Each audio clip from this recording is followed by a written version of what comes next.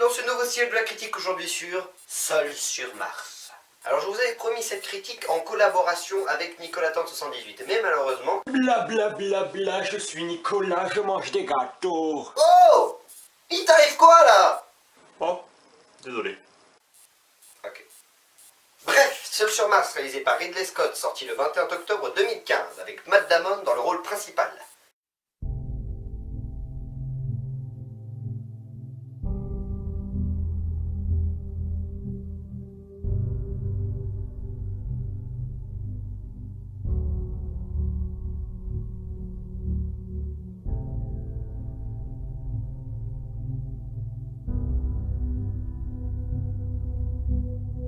Ridley Scott, qui n'en est pas à son premier film.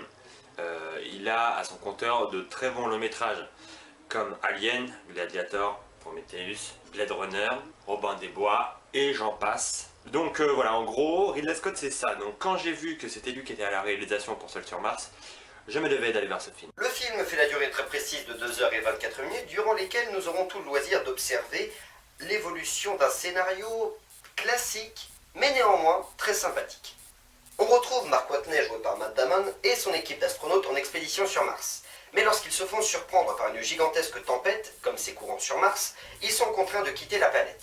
Malheureusement, pendant la tempête, Mark Watney se fait choper par un gigantesque débris de métal, ce qui contraindra l'équipe à partir de la planète sans lui. Ainsi, en attendant qu'une nouvelle expédition ne puisse venir le chercher, c'est-à-dire pas avant au moins 2 ans, Mark Watney sera contraint de survivre seul sur Mars. Pour mon avis sur le film, j'ai vraiment beaucoup apprécié ce long métrage. Déjà au niveau du ton, l'humour est très bien placé. De plus, la transition entre donc l'humour et les scènes dramatiques est très bien maîtrisée. Mais bon, c'est normal de la part de Ridley Scott. Donc, ensuite, Matt Damon, bon, on sait tous que c'est un très bon acteur qui arrive très bien à rentrer dans le personnage et qui fait plus que son boulot dans ce rôle, donc à ce niveau-là, perfect. Les images sont superbes, la couleur aussi. Après, donc le film était en 3D au cinéma, et j'ai pas vraiment trouvé l'utilité à cette mise en place de la 3D. Peut-être au début, avec la tempête de sable, où là ça rendait vraiment pas mal, mais après, tout au long du film, je trouve que voilà, l'utilité n'était pas vraiment présente. Et puis ça ne faisait que assombrir le film, donc à ce niveau-là c'est un petit peu dommage. Personnellement, moi, j'ai vu le film en IMAX, et je l'ai trouvé très beau. Des plans panoramiques impressionnants, c'est tout de même la moindre des choses pour un film dont le sujet tourne autour de la survie sur Mars. Au final, j'ai vraiment apprécié ce film, même si il y a un ou deux défauts qui m'ont empêché de lui mettre une note de 10 sur 10 par exemple.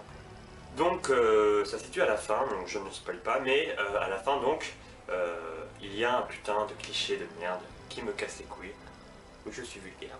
Mais en gros c'est toute la population de chaque région, de chaque pays, etc.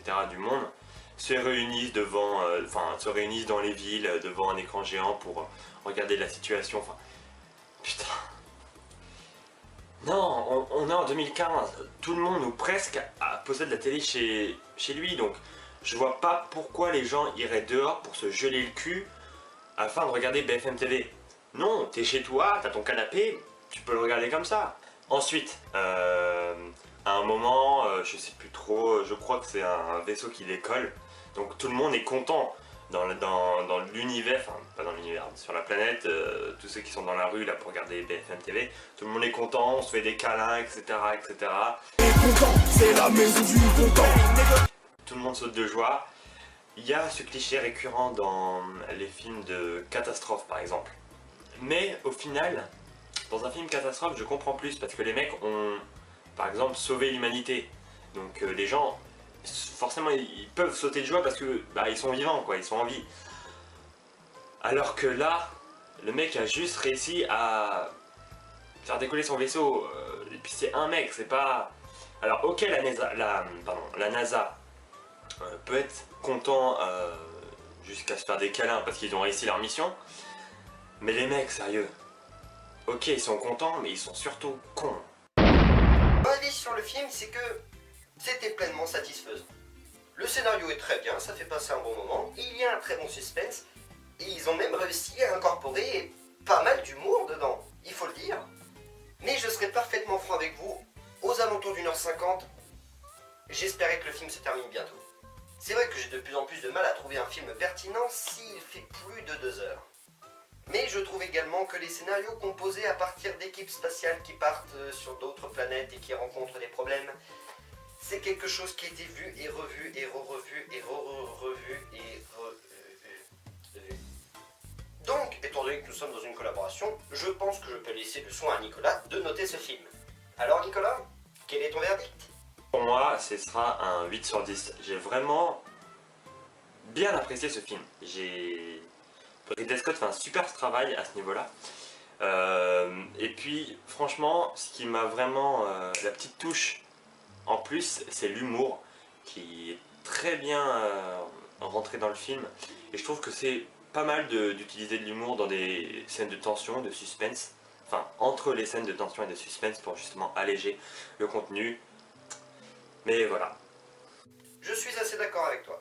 Résumé, un film très beau, avec un bon suspense, avec beaucoup d'humour. Mais est-ce que ce film m'a surpris ou étonné? Non. Je m'attendais à tout ça. Puis-je mettre une petite anecdote? Eh bien... Donc, juste comme ça. Pour la planète Mars, elle a été recréée dans un immense hangar. Ils ont utilisé du polystyrène afin de mimer l'aspect du sable donc sur la planète pour le sol. Ils ont placé 2-3 rochers ocre par-ci par-là et ils ont quand même ramené 1200 tonnes de terre rouge. 1200 tonnes quand même. Hein. Ouh. Ils ont ajouté aussi de la vapeur pour la brume afin de renforcer un petit peu la réalité de la planète Mars. Et franchement, pas mal. C'est vraiment plutôt pas mal. Ouais, pas mal. En tout cas, merci beaucoup d'avoir regardé cette critique. Vous voyez, une collaboration, ça change un peu. Je te remercie beaucoup, Nicolas, d'avoir participé à cette critique. Ce fut un plaisir de faire cette critique avec toi, Yann. Et je vous invite à mettre un pouce vert, à vous abonner, à mettre un petit commentaire pour dire ce que vous avez pensé du film. Et je vous dis à la prochaine fois. Et n'hésitez pas à aller regarder le film. C'est un très bon moment à passer, comme d'habitude. Et on se revoit très bientôt, dès que possible.